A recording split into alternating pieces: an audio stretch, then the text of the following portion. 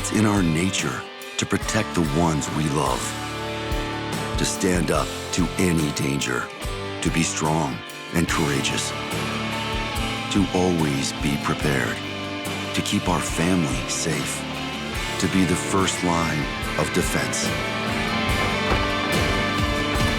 We are born to protect.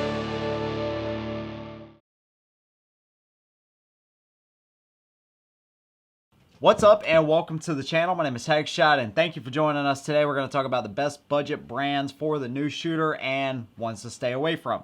So we are going to be generalizing some of these firearms and just giving you our opinions on what we really like in the budget minded sphere. So if you ask me what my favorite carry gun right now is, it's going to be the P365. But keep in mind that that is a very expensive carry gun. I like SIGs in general, so does Mrs. Headshot, but they are super expensive in the scheme of things. So we're going to try to keep everything $400 and under. This is very subjective depending on where you shop and all that kind of stuff, and I'm not even going to go there. But what I'm going to tell you is, generally speaking, these guns are on the budget end of things, and again, we're going to try to keep it under 400 bucks when we think about this. So, video you've seen playing before our video started is from the USCCA. Every law-abiding gun owner in America, check them out, okay? Check out the link down in the description box below. They are a supporter of our channel, and they will support you in your time of need and before. All kinds of training tools and everything to help you as a law-abiding gun owner. And if you ever need their services, you will be glad that you did. It's a crazy time right now, and all law-abiding gun owners, you need somebody on your side for financial and legal protection, okay? Very important. All gun owners, check that link out. So let's go ahead and get started with our budget series here, okay? What we're thinking about here is the new shooter, obviously. So typically safeties, things like that are a big concern. We don't want to focus too much on small guns. There are going to be some honorable mentions and some ones that personally we just don't care for. Maybe we've had some bad taste in our mouths from the past or whatever the case may be. So let's go ahead and get started with number 5, which I put as the Taurus series of firearms, specifically the G3 and the G2, which is a little bit smaller than this one. So we've had some experience with these. I wasn't really sold on Taurus at all. I'm starting to warm up to them. What do you think about Taurus now that we've shot the G2 and the G3? It has a lot of features on it for the price of the gun. So you get the really ergonomic grip. It's got a really cool pattern to it. You have the finger grooves on the side where your fingers should lay, you know. And then it's got the Picatinny rail on the bottom, and then you have the slide serrations, and then you have the safety. So it comes with a lot of really good features, and the trigger was really good as well for the price of the gun. Yeah, it has a restrike capability as well, so if that round does not go off for whatever reason the first time, you can pull the trigger again. You don't have to rack the slide, which may go against any kind of training that you really have, because a lot of places teach if you have a malfunction, tap, rack, and try it again, you know. But it has that feature built in, which in a self-defense situation, are you going to remember to tap, rack, bang? It depends on what level of training you have. Maybe you will, maybe you won't, but it has that feature. Now, one cool thing about Taurus too is that they do come with a manual safety. It's not really what we prefer, but the cool thing about it is it's so positive. If you decide to keep it off, you could do that. Now, keep in mind that any mechanical part on a firearm can fail. So if you are going to buy a gun with a safety, make sure you're training yourself to sweep that off every time you unholster or whatever the case may be, however you're going to decide to carry, or if it's a home defense or whatever.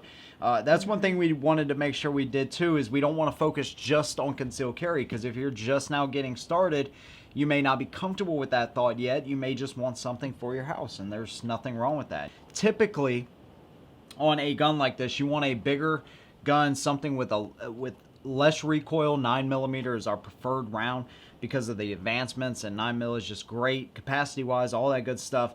But you don't want something that's going to beat you up and something that you're scared to shoot. You want something of decent size, and the G3 is definitely of decent size. Viewport, and you know, one thing about Taurus is, again, I haven't trusted them for a long time, But the G2 and the G3 have just been awesome firearms, and there's not a really bad things I can say about them. Not a big fan of their sights and things like that. Yeah, but for what you get, around $200, whatever the case may be, this is an awesome option for a new shooter. Next brand we're going to move to is Canik, and this one is the TP9 SF Elite. This is an awesome gun, and this is really on, they do have some higher end firearms, so don't get me wrong, but generally speaking, Canik makes a budget-minded gun, or a budget-friendly gun, I should say. What do you like about the TP9 SF Elite specifically, which is really our only representation of Canik at this moment? The thing I like about the Canik was the sights.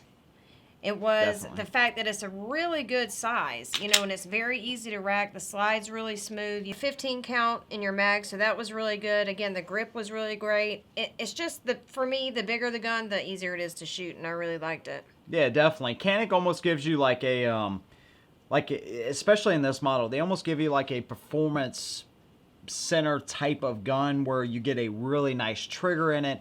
You get these stitched areas where your thumbs will go, at least on the left side of the gun. Yeah. Nice grip texturing, backstrap options, really nice finish, and like Miss Headshot said, the sights, the serrations on them, you get a lot for your money. This is a Turkish-made gun, so it's not made in America, but man, at this price point, it's really hard to beat. Now, you're going to be going up from Taurus as far as your prices, but man, you can have these things for really good prices, and you're going to get an awesome gun when it comes to the Canik series. Again, they do make some more expensive guns, but most of their stuff is budget friendly for sure. Just noticed while he was talking, it also has that striker indicator on the back, and it also has a loaded chamber indicator on it as well. And that, I mean, it's a really good price for all that. Yeah, so as opposed to, and safety is a big thing with new shooters. It should be for all shooters, really, but new shooters specifically want to know, is there a round in that chamber? So with Taurus, you actually get a little viewport. With this Canik specifically, there's a little loaded chamber indicator on top. I'll take some pictures for y'all, but basically that is a visual indicator on top that, hey, there is a round in the chamber. Also, there's an indicator on the back that shows you whether the striker has actually dropped yet or not. So that's another safety kind of built into the gun. That gives you some really nice indicators as far as whether it is it's loaded or not. Obviously, it's always recommended that you visually check the chamber because that's the safest and best way to do it. But just some extra little things right there for you. So the next brand we're going to talk about is Walther. This is one of my all-time favorite guns, and this specifically, the PPS, is probably one of my all-time favorite carry guns. Compared to today's standards as far as round count, it's a little lacking. But hopefully Walther will release something soon to compete with the 365 and the Hellcat and other things like that. But still, this gun's awesome. So what do you like about Walther? Thinking about the PPQs and things like that in the past that we've reviewed. I've always thought that the Walther brand is just such a nice gun to shoot. It's so smooth. The grip is really soft. Again, it has a lot of features for the price. You got the slide serrations, you got the extended mag, you have the really soft stippling on the grip. And again, it's thin. It's got a thin profile. The grip is really short, so I could carry it if I wanted to. And again, I think Walther has always been a gun that's been really easy to shoot. Yeah, definitely. And if you go with like maybe a PPQ, which is the big brother to the PPS, some consider it the best trigger on a striker-fired gun ever, and I tend to agree because it is absolutely awesome. There's only a few brands that I think even rival it. The HK VP9, the Canik has a really, really close trigger to the PPQ series of guns, which again can be had at really good prices. But Walther in general, they just make a very solid gun. I can't even remember having a single issue ever with these guns, and that's what you want. You want something reliable.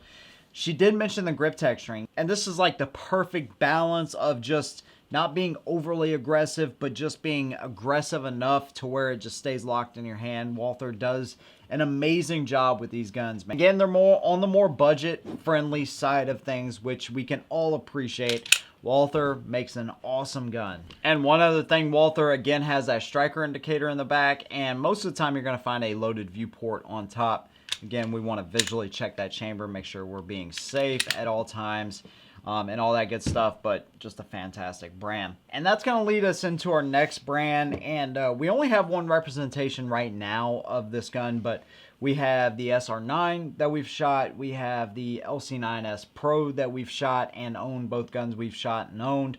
And this doesn't just cover, mainly this is pistols, because I believe that pistols are a great way to be introduced. It's something that most of the time, from what I've seen, is that a lot of new shooters, they want to have, okay, because it gives you a lot of options for home defense and going to the range and all this kind of stuff. This is one of the only brands that I can think of that we have on the table that they actually have some of the bigger pistols that you can add braces and things like that on that are even easier to shoot. So Ruger is always thinking about budget friendly. I mean, pretty much all of their guns are budget minded, and they have some great features. So just thinking about Ruger as a whole, what do you like about them? The thing I think I like the most about Ruger is the fact that you don't really see repetition in their brand, where there's always something different with their gun. Each gun looks different. You don't have the same looking gun over and over and over again with one feature added. I really find that Ruger, they're versatile, but they're great priced, and they have a lot of features on their guns, and they're really, really fun to shoot. No matter, the ones that we've done over the years, I think they've all been reliable, and they've all been great. Well, it seems like with Ruger, like with this one, the PC Charger that we just had, we had issues within 100 rounds. So sometimes when you buy a new gun, the first 100 rounds typically is what people say. You need to run at least 100 rounds through it. Just kind of work out the kinks sometimes. I mean, I know that sounds weird, but it's absolutely true, and it has been for the 57, for the PC Charger that's right across the way over there. And it's just one of those things. You definitely want to take them to the range. Make sure it's going to shoot whatever kind of ammo you're going to put in it. But Ruger, like she said, does give you a lot of variety. So you have their PC Charger, the carbines, just all different types. I mean, obviously revolvers, they make them too. But generally Ruger, because they're budget friendly, it doesn't really seem like they lack on the quality. We also have the LCP2, which is one of the smallest carry guns we have. It sucks to shoot, but again, it gives you a really small, very small carryable option. Just not a pleasure to shoot. But the SR9 series is a great series of guns, and that's one thing that's cool too. So if you say, man, I want to buy a pistol, but then I want my pistol to have compatible mags with my pistol with a brace or something like that, PCC, whatever you want to call it, then a lot of times with Ruger you can actually do that. So that's a pretty cool thing that they have going for them. American made, and just awesome guns in general. The Ruger 57, we had a blast with it. I don't know that we'll send this one back because it was so much fun. Great. And again, compared to the competition with this gun, it's way cheaper. So very nice features. Grip texturing on this gun and on a lot of their guns are absolutely great. The Ruger American was the other one that we had, but that one had kind of a squared off back, and it was kind of uncomfortable to shoot the very first time, and then I think we took it out the second time and it was a little bit better. So they have a lot of variety of firearms, and all of them have been pretty dang good from what we've seen. Yeah, and their smaller size guns have been really good too. Compared to other smaller size guns I've shot, I've preferred the Rugers. Before we move up to our last option, I want to mention some honorable mentions. So the Stoeger STR9, I believe. So I am on a T&E waiting list for that one specifically. It looks like a fantastic gun, but until I actually get it in my hands, I don't want to say too much about it. Sky series of firearms is actually pretty awesome, man, from what I hear, and I am again on a T&E waiting list for that model as well. And from what I know, their warranty is amazing. Just an awesome company. PSA Dagger is another one that's coming out. PSA has, pretty reasonable prices for a lot of their stuff. Some brands that I would stay away from. So here's one thing that I like. I like the Diamondback DB9. This is the Gen 4 version, and this has been a fantastic carry gun. Not great to shoot. I know you don't like to shoot it. But when it comes to a 6-round carryable small option, a jogging type of gun, or something like that where you need something super small, this gun was great. Their Diamondback AM2 we had some issues with. I did a video on that, and I have a good relationship with Diamondback, but the Diamondback AM2 gun has, I think that gun besides the APX has, I don't think there's another gun that's made me as mad as the Diamondback AM2, because it questions me. It makes me question my shooting abilities. I don't know why I don't jive with it, but I don't. So that's one of my guns I cannot support. But Diamondback, the DB9, I really love it. And they have some new ones coming out that I think are really cool. ARs and all kinds of stuff. Diamondback does some really good budget stuff. I just can't get behind the AM2. I just don't like it. I feel like if you are on a serious tight budget, to me, I'm one of those people, if you need a firearm, no matter, it needs to be reliable, it needs to work. And that's the whole point of it. It doesn't matter how much money you have. The Second Amendment is all about human rights. It's not any particular people or race or gender or whatever. It's a human right. Okay, so that's where I stand with that. So if you need something super cheap, and there was a time in our lives where $300, no way that I could spend $400. So it depends on who you are and what your budget is. And I've been throughout all different types of economic levels, except the top 1%. We haven't been there, but you know what I'm saying. I mean, I've been super broke at times. So that's why I want to put this gun on the list. I don't have personal experience with it, but we need to get one this year and get one. And that's the High Point. High Point makes super cheap guns, but their customer service is great. Their guns seem to be pretty dang reliable, and their warranties are unmatched. So I would be almost irresponsible to not mention High Point, because they offer a gun that a lot of people can afford, and that's a good thing, especially when it's a reliable one. Keep in mind, reliability is key here. So now that we've gone through all of that, and I've given you some of my opinions on some other guns that I've shot, some that I haven't, let's talk about the number one budget brand in our opinion, and that's Smith & Wesson. So if you want a variety of pistol types, Smith & Wesson, Miss Headshot says they all look the same, which they are all very similar, but when it comes to like the shield, to your full size, to their Shield EZ, you get a good variety. And also, a lot of the mags and stuff are compatible, at least the double stack ones are. So there's a lot of features on these. And for the price points, a lot of manufacturers, you have to wait for the next generation, or you have to buy used in order to get a good deal. Smith & Wesson, right out of the gate, most of the time, depending on where you buy, you can get them out of the gate for really good prices. Good. And what I like is that they came out with the Shield EZ. So I was able to get one of these very early on.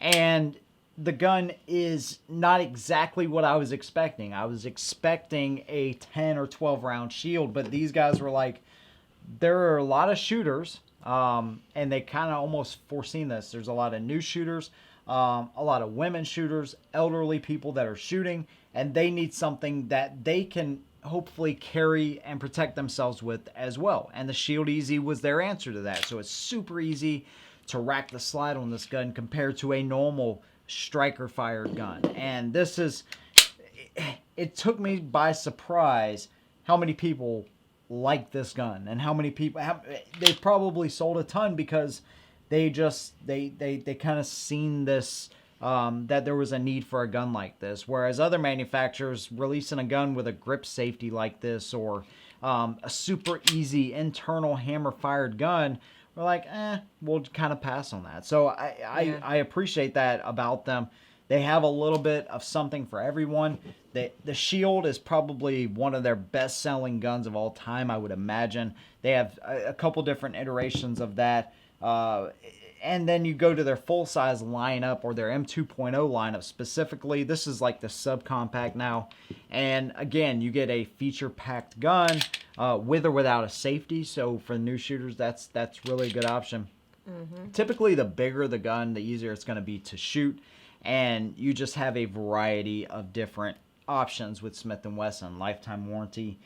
But that's just our opinion. I think Smith & Wesson makes the best budget gun, generally speaking. So I want to hear what your favorite budget brand is down in the comments below, or if there's any specific budget brand that you're looking at, maybe as a new shooter trying to come in. Let us know what you like down in the comments below. Thank you for watching. We'll see you in the next one. And as always, hold them down.